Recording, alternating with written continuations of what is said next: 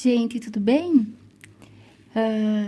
Eu falei no último vídeo para dar uma lida em Daniel 7, que a gente ia falar um pouquinho sobre o Filho de Deus, porque as profecias não falam muito de Jesus na qualidade de Filho de Deus, né? Fala mais sobre o Salvador, sobre o Redentor, sobre o que iria reinar, mas na qualidade de Filho de Deus, como Deus tendo um filho, fala pouquinho mesmo.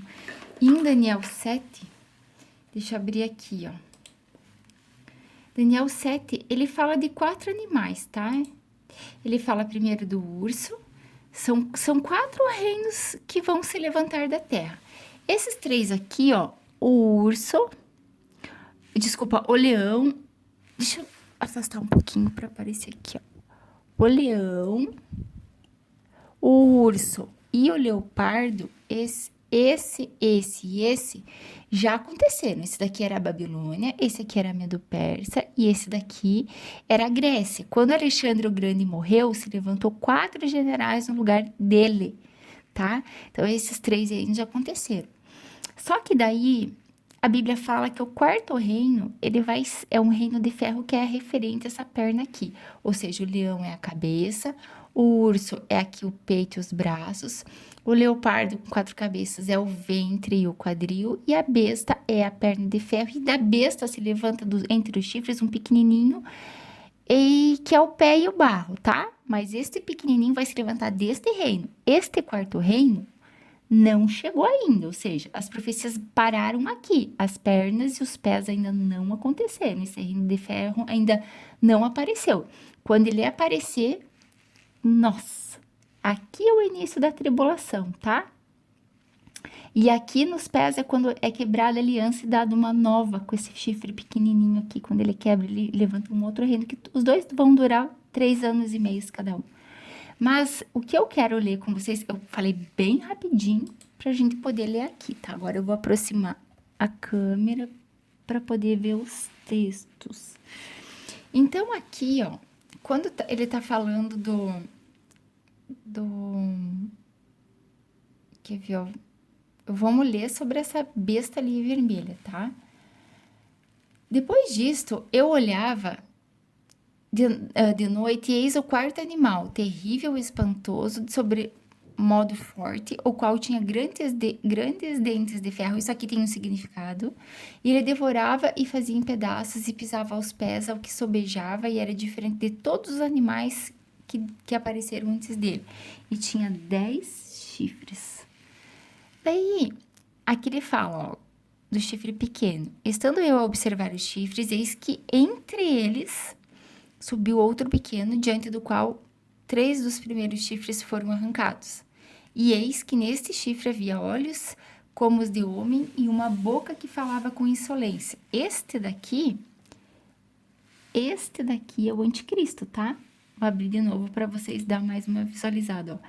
Ele se levanta dos chifres que estão na cabeça dessa última besta. Essa besta aqui é a besta de Apocalipse 13, a besta que sobe do mar. Esse aqui é o anticristo, tá?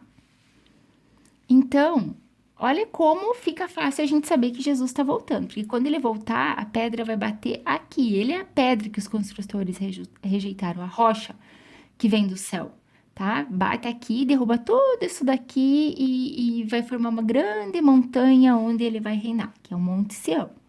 Então, é neste reino aqui dos pés, ou seja, desse pequenininho aqui, que Jesus vai voltar.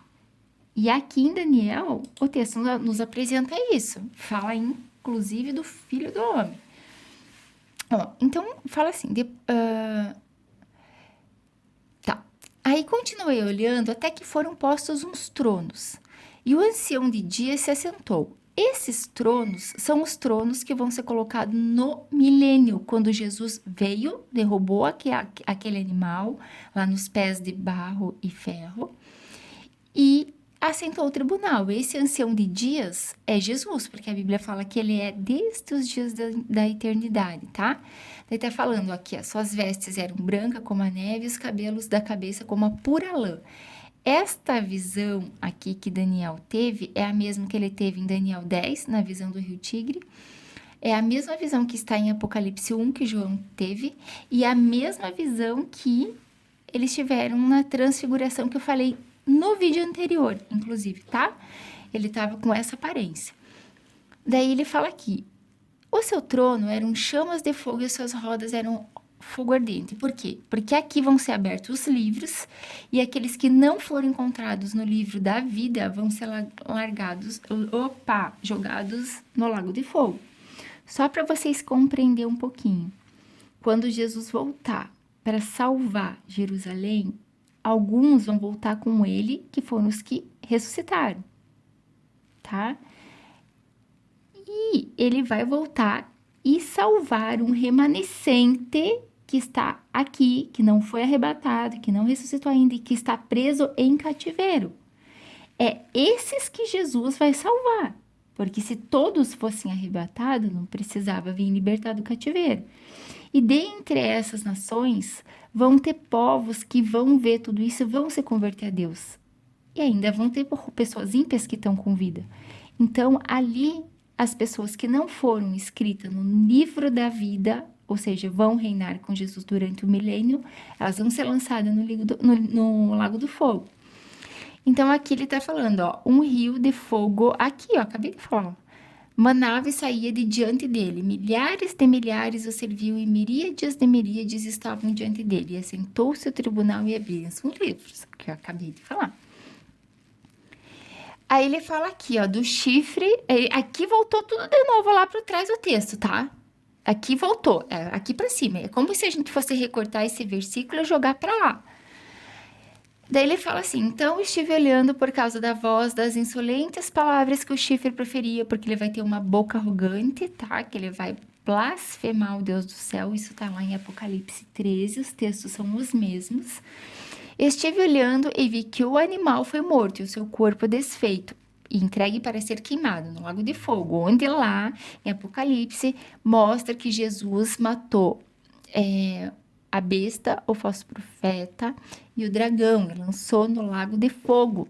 Aí quando ele fala aqui, quanto aos outros animais, foi-lhe tirado o domínio, ou seja, vocês não vão mais reinar, vocês não vão mais dominar, mas como vocês viram o que eu fiz e acreditaram em mim e se arrependeram, eu vou dar uma prorrogação de vida de um prazo e um tempo.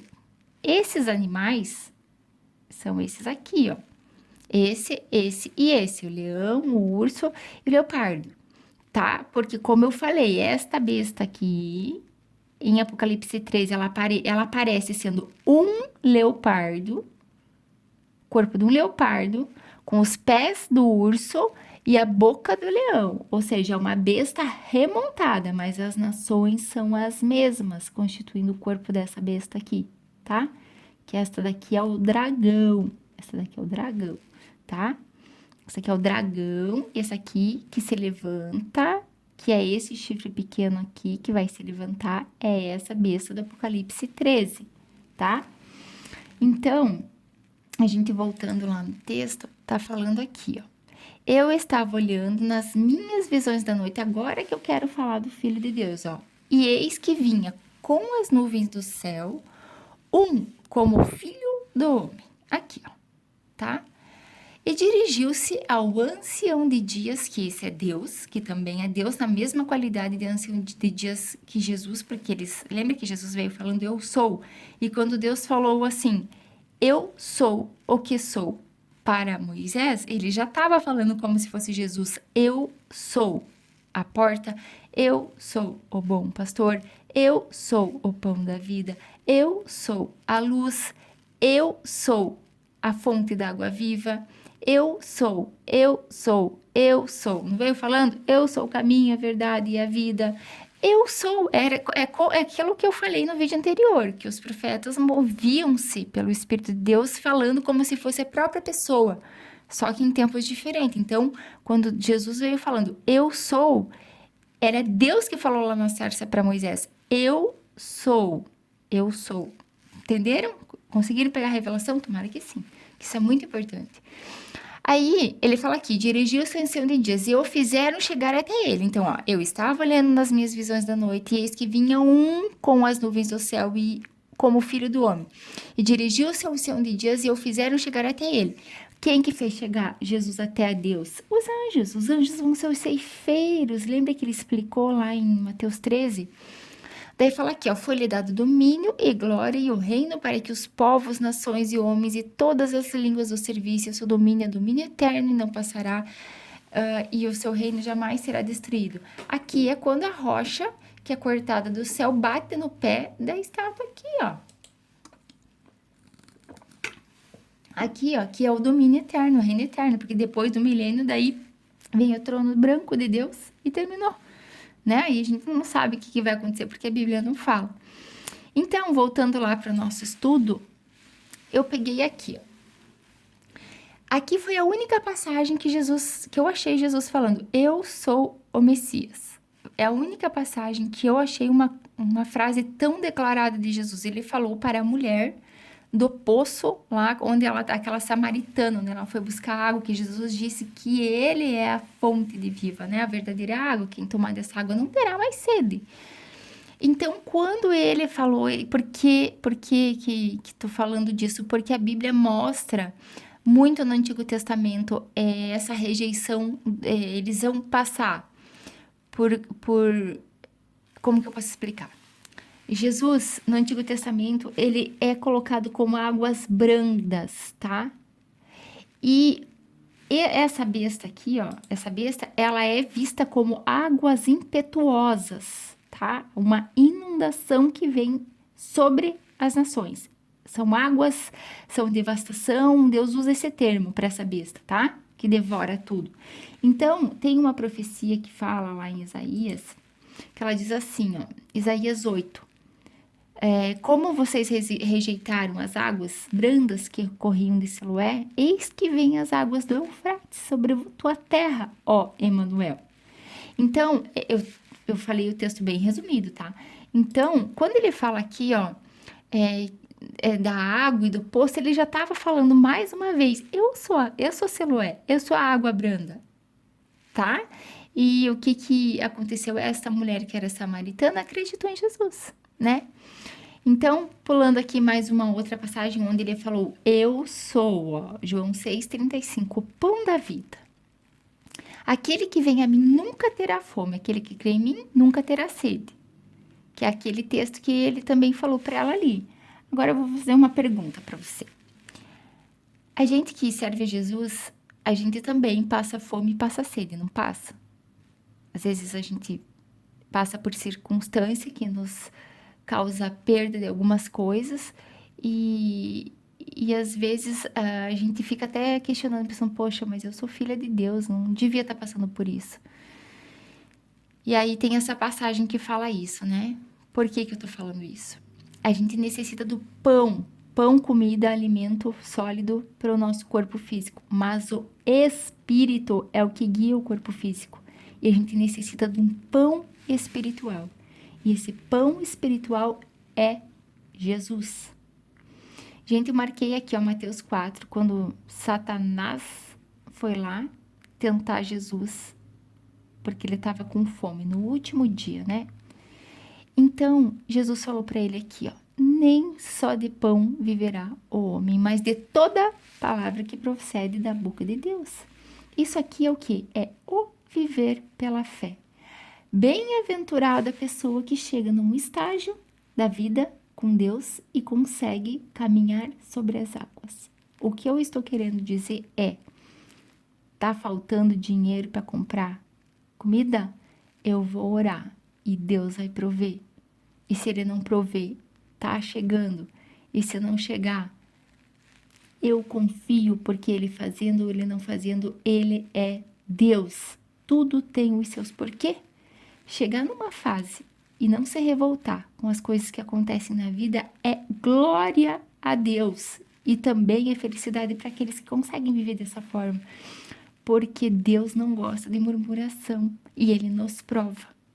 Então, aqui, ó, esse texto de Êxodo 16:4 fala o que eu acabei de dizer.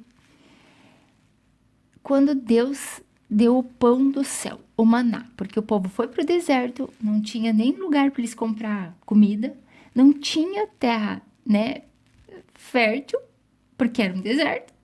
não tinha como eles plantar. O que eles iam comer? Iam morrer de fome? Não. Deus deu pão do céu, o maná. Mas ele necessitava ser guardado todo dia, todo dia. Não podia guardar para o dia seguinte, com exceção no dia que antecedia o sábado. Porque o sábado eles não podiam fazer obra nenhuma. Então, um dia antes, eles guardavam em dobro. Mas, olha aqui, ó, que eu acabei de falar. Então disse o Senhor a Moisés: Eis que vos farei chover pão do céu, e o povo sairá e colherá diariamente a porção para cada dia, para que eu ponha à prova se ando na minha lei ou não. Ó, foi o que eu acabei de falar. Às vezes Deus faz faltar o nosso pão para nos provar, sabe? E quando a gente consegue olhar com os olhos da fé e entender que Deus está no comando, a gente sobe mais um degrauzinho. Aí vem outro tipo de prova. Não adianta, Deus testa. Deus testa. E glória a Deus que ele faz isso, porque a Bíblia fala que a gente, por muitas tribulações, entra no reino de Deus, e também fala que bem-aventurado o homem que, depois de ser provado, consegue receber a coroa da vida que Deus dá para aquele que ele ama, né? Mas é bem-aventurado aquele que consegue perseverar na prova, porque Deus prova. Aqui em João 10 tem outra informação que eu gostaria de cruzar para o Antigo Testamento, porque Jesus, ele veio dando ensinamento, veio falando da aliança, a nova aliança veio, mas em todas as palavras que Jesus disse, tem algumas que eu não consegui entender e algumas eu estou entendendo agora. Uma delas era essa daqui, ó. Eu achava que Jesus estava falando sobre Satanás, mas não. Eu já vou dar um breve resumo.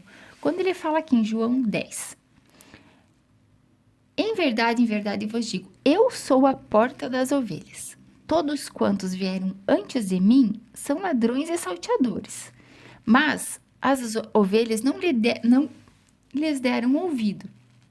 Eu sou a porta.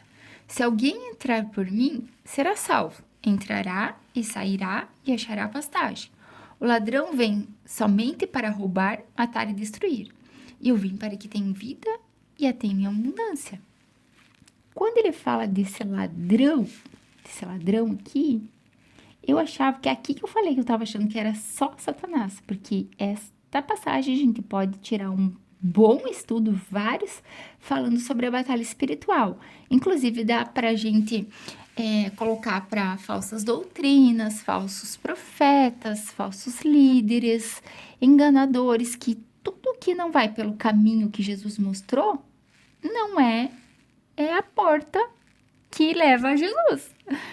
Então, no Antigo Testamento, quando acontece esta aliança aqui, ó, vou abrir a imagem para explicar para vocês. Esta aliança aqui, essa pessoa, aliás, estas pessoas desse reino aqui, do reino de ferro, que é essa besta vermelha, eles vão enganar Israel, ou seja, a videira, para tomar a videira de Israel, o território.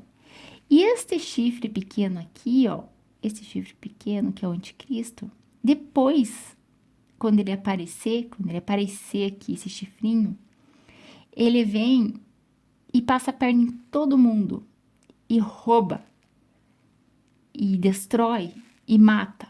Por quê? Essa primeira besta aqui, ela também devora e mata, porque ela quer tomar o território de Israel. Então, ela vai conseguir no tempo do fim. Por isso que Deus usa a expressão Jezabel lá em Apocalipse também. E aí, o que vai acontecer? Aí, quando levanta esse chifrezinho aqui, ó, porque Israel vai acreditar nessa besta. Aí, esse chifrezinho vem e toma tudo que ele roubou. Por isso que eu tô falando de uma forma assim bem resumida, gente, mas isso tudo tá escrito, tá? Nada que eu falo aqui no canal eu falo porque eu acho, tá? Eu sempre vou falar. Tá escrito. Só não vou entrar agora porque o estudo não é disso. Mas quando Jesus falou disso daqui, lembra quando ele falou lá em João 5, que eu venho no meu nome, mas se vier em outro no seu próprio nome, vocês vão acreditar. Lembra que ele falou, e o apóstolo Paulo também falou, Deus vai lhe dar crédito, vai deixar eles dar crédito à mentira porque não acolheram a verdade. Então, eles vão acreditar nos ladrão, nos roubadores, nos destruidor, que vão vir para matar eles, a vinha, vai matar a vinha. Nós já vamos falar sobre essa vinha. Por quê? Porque não acreditaram em Jesus. Jesus é o bom pastor. E aí vai vir outro pastor. Lembra lá o falso profeta de Apocalipse 13 que se levanta? É isso daqui que ele está querendo falar. Como eu falei, você pode aplicar para uma versão espiritual, porque ela cabe perfeitamente. Mas também Jesus está falando das profecias do tempo do fim, tá? Então, quando ele falou aqui, ó, eu sou a porta, a gente buscou o respaldo bíblico do Antigo Testamento e eu achei em Salmo 118, onde fala aqui, ó. Abre-me as portas da justiça, entrarei por elas e renderei graças ao Senhor.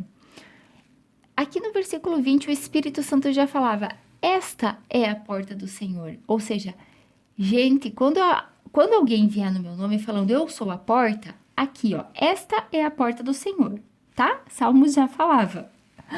Por ela entrarão os justos. O que a Bíblia diz? O justo viverá pela fé. E a gente tem essa promessa cumprida pelas promessas de Jesus através do Evangelho. Nele a gente tem participação nas promessas e entra como família de Deus. Porque antes a gente alcançava a justiça fazendo obras da lei. A gente, vírgula, né? Os estrangeiros que iam até Deus.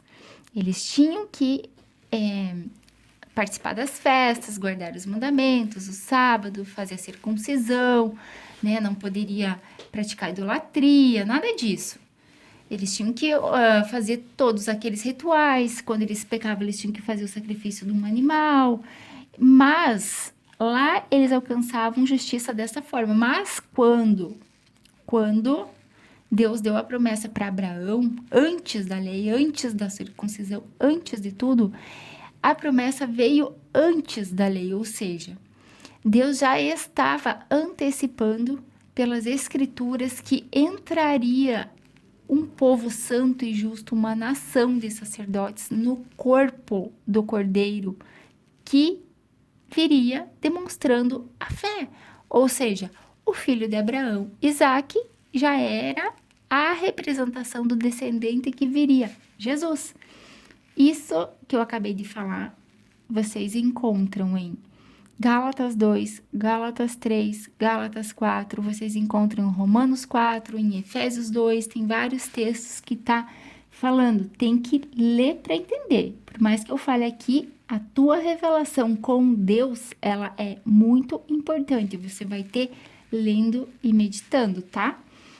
Então aqui, ó, neste salmo, ele já vai nos dar mais duas passagens de Jesus. Fala da pedra que os construtores rejeitaram e aquele que veio no nome do Senhor. Tudo no mesmo texto. Olha só, gente. Então, no versículo 22, a pedra que os construtores rejeitaram, esta veio a ser a pedra principal, pedra angular. Isto procede do Senhor.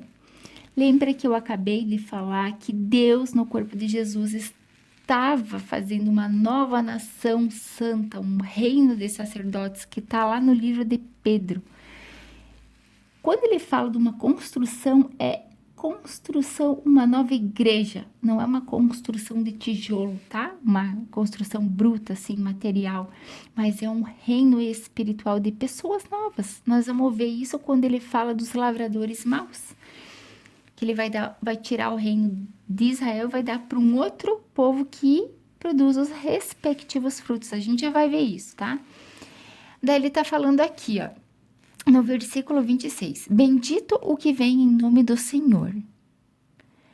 Isso daqui se cumpriu na entrada triunfal de Jesus. Lembra quando ele entrou em Jerusalém no jumentinho que estava apontando para Zacarias 9, que falava que ele era o salvador de Jerusalém. E quando que ele vai salvar Jerusalém? Israel. Só quando ele voltar, quando Israel se arrepender, que eu já falei aqui. No vídeo da parte 6 tem um monte de informação que eu dou sobre profecias do tempo do fim. Se você não assistiu, é legal ir assistir lá, tá? Aí ele fala aqui, ó. O Senhor é Deus, Ele é a nossa luz. E Jesus veio falando que Ele era a luz, né? Adornai a festa com ramos até as pontas do altar. esses ramos aqui, o que que eles fizeram? Eles pegaram os ramos na mão e falaram o quê? Hosana nas alturas, Hosana, bendito que vem no nome do Senhor. Então, o próprio povo já fez isso quando viu Jesus entrando. Isso foi cumprido exatamente conforme foi profetizado. Agora aqui, ó. Aqui tá falando, eu vou contar um pouquinho para não ficar muito extenso o vídeo. Tá falando da lavoura, dos lavradores. Esses lavradores que ele tá falando aqui são os que cuidam da vinha. Eu fiz um vídeo aqui no canal sobre os frutos dos cristãos. O que eram os frutos dos cristãos? Se eram as almas que eles ganhavam. Lá, eu falei um pouquinho sobre essa vinha, que antigamente a vinha era Israel. Agora está sendo feita uma nova vinha, porque Jesus disse, eu sou a videira verdadeira, e o meu pai é o, né? Então, ele é o que, né, tá podando a videira e o ramo que não der fruto, ele corta, tá? Só que aqui, Jesus, quando ele fala a respeito desta videira, ele tá falando da videira território de todo Israel, tanto Samaria quanto Judá. E aqui, essas uvas não são uvas frutas, mas são pessoas, o reino de Israel. E o que acontece? Ele mandou as pessoas cuidarem dessa videira, mas quando ele mandava pessoas, esses lavradores maus, que eles matavam uns, batiam em outros, né, espancavam outros. E quem que são esses outros? Ora era profeta, ora era um enviado de Deus, mas a maioria era profeta. Daí agora que eu quero entrar, porque daí ele mandou o filho. Daí aqui, ó, no Mateus 21, 37. E por último, enviou-lhes o seu próprio filho, dizendo, meu filho respeitarão. Mas os lavradores, vendo o filho, disseram entre si, este é o herdeiro, ora, vamos, matemo-no e apoderemo-nos da sua herança. Isso daqui, certamente que falou sobre Jesus, mas eu sempre vou falar que Jesus aponta para o tempo do fim, porque ele é quem vai salvar as pessoas que vão estar em cativeiro. Lá, quando ele voltar, o remanescente que vai voltar para Israel, os que não foram arrebatados, tá? Os que vão estar presos, exilados, como foi no cativeiro da Babilônia. Então, quando ele fala aqui, ó, vamos matar e apoderarmos da sua herança. O que aconteceu antigamente? Tinha Acabe, o rei de Israel. Ele se casou com Jezabel, que acho que todo mundo deve ter ouvido falar, que ela era a rainha, ela era filha do rei de Sidom, na região de Tiro, ali para cima. E ela não era serva de Deus, muito pelo contrário. Ela levou todo Israel a pecar por causa do casamento com Acabe e ele virou idólatra. E do lado do castelo dele tinha uma vinha, a vinha de Nebote. Esta vinha, Acabe, rei de Israel, queria comprar de Nebote, acho que é Nabote, aliás. E ele não quis vender, daí porque ele não quis vender, Jezabel deu a ideia para Acabe de matar ele. Então, eles mataram ele e se apossaram da vinha. E este símbolo de Acabe e Jezabel, Deus usa nas profecias, nos profetas, para apontar para o tempo do fim, porque isso vai se repetir. Lembra que eu falei aqui, ó, que vai vir ladrão e salteadores. Essa besta aqui vermelha, que é essa perna aqui, ó, vai devorar Israel para tomar a terra deles. Depois vem esse aqui e toma tudo. Ele rouba tudo. É ladrão em cima de ladrão. E os textos explicam.